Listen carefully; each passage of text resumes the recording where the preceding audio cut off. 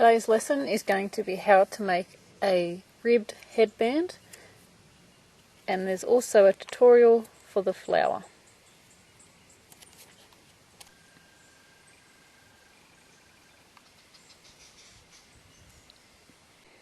You could also use this as a belt or a scarf. You could make extra chains for a scarf, or you could use this as a handle to a bag that you want to make. There are quite a few different things that you can use this for. And as you can see, it is ribbed. So I hope you guys enjoy this tutorial. A little bit of information before we start. The stitches we need have to be an odd number. So they can be 3, 5, 7, 9, 11, 13, 15, 17, 19 and so on. So what we want to do is make our chain, and then we need to have an odd amount of stitches. So the width of my headband is going to be 11 stitches, so I need to do 10 chains. I know this sounds funny, but I'll show you why. So if you are doing 13, you need to do 12 chains. 15, you need to do 14 chains. You just need to do one less chain and what number you have picked. So I'll show you why. I have done 10 chains because my number I've picked is 11 stitches. So I've done 10 chains, and what we want to do is keep our finger on this chain, not the one on the hook, the one next to it. Because now we need to chain up 3 to get our first stitch, and by chaining up 3, this is going to be the first one. So 1, 2 and 3, and now we need to double crochet down into the stitch that we have our finger on down here. So wrapping our yarn and going into that stitch. We've only used up one chain, remember, and completing our double crochet. So we've used up one chain, so we've used up the 10th chain, but we have 2 stitches. So if we had had 11 chains and added this extra stitch, instead of having 11 stitches we would have 12. Now I hope that doesn't confuse you, because this is the 3rd time I've done this part of the video, because I kept getting confused. I had too many stitches after I'd done all my stitches across. So if you were going for a width of 11, you start with 10 chains and then you chain up 3, go into the stitch that we held. Now going across, and I'm just listening to myself talking and it sounds confusing. But because we have to chain up 3 to start our row, it just adds an extra stitch. And if you start off with 11 chains and you add an extra stitch, you get 12, obviously. So we just need to start off with one less chain than what we actually need in our stitches. Highly confusing, I know. But hopefully by watching the video you can see what I'm doing.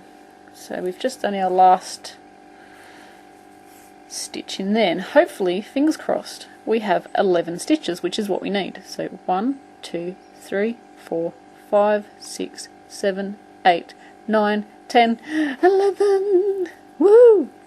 I did it right. It's taken me 3 goes to do this. So it worked out. That's fantastic. That is what we need. Okay, so we want to start the next row.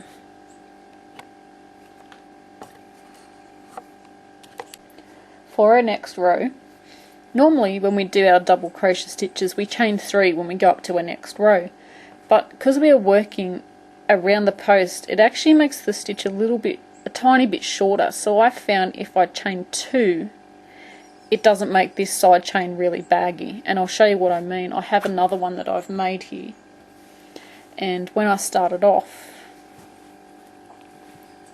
see how the edges here, I don't know if you can see it on camera, but they're really baggy. This is our turning chain when we start.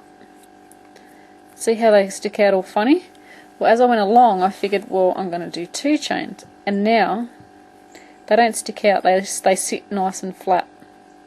So that's why we're going to go with 2 chains. So back to our work, we want to make 2 chains, and turning our work, we are going to work around the post or around the stitch. Sorry, just kick the camera then. There we go.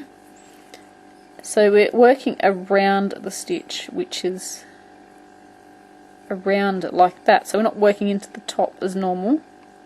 We're going around the stitch, or we might even go in that direction. So here we go. Our first one is just our chain 3 as normal. Chain 2, sorry, as normal. And our first one, we are going to work around it. So we're going to work around the back. So we're going next to the stitch, around the back like that, and completing our double crochet as normal. So pulling up our loop, got 3 on the hook, pulling through 2, pulling through 2. Now this time we want to go into the back of our work. So wrapping our wool, going around the back of our work, and we're working into the next stitch. So done that one, this is our next one, going around the back, through the front, over the stitch into the next space. And this looks hard because I'm trying to do it slow.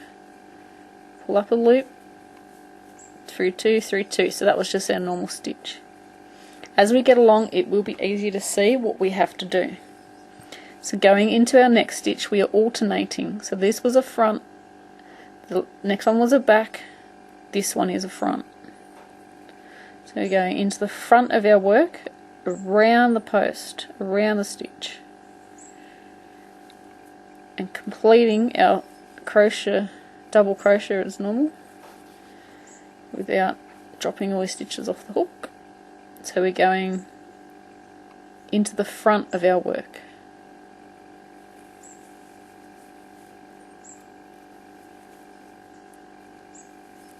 So our next one is around the back. So wrapping, going around the back of our work with our hook, coming in through there, around the post, around the stitch, into the next space. I know this is hard to see. If you can't understand my tutorial, I'm sure there are other tutorials for back post and front post stitches. Okay, so that was around the back, so this one is around the front. So working from the front around the post, working our stitches normal. Next one is around the back, going in from the back around the post. Oops, making sure we're doing the stitch the right way.